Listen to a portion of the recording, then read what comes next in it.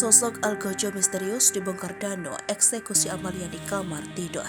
Kasus pembunuhan terhadap ibu dan anak di Subang, Jawa Barat 2 tahun lalu kini terus diselidiki polisi. Berbekal kesaksian Ramdhanu alias Dano, keponakan Tuti Suhartini, akhirnya terbongkar pelaku pembunuhan. Bahkan dalam kasus ini ada sosok Algojo misterius yang terlibat. Tuti dan anaknya Amalia ditemukan tewas dalam mobil Alphard pada Rabu 18 Agustus 2021. Sebelum kejadian, Dano mengaku diminta menemani Yosep, suami Tuti, ke rumah Tuti yang ada di Kampung Cisuti, Desa Jalan Cagak, Kecamatan Jalan Cagak, Kabupaten Subang, Jawa Barat pada Rabu 18 Agustus 2021.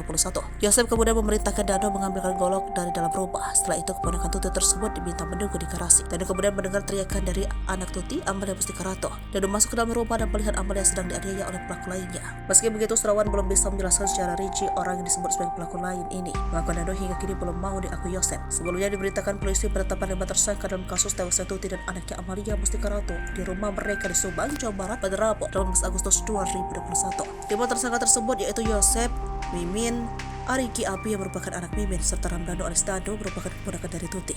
Kasus ini terungkap berawal dari Dano yang menyerahkan diri ke pihak kepolisian pada Selasa 17 Oktober 2023 kepada polisi.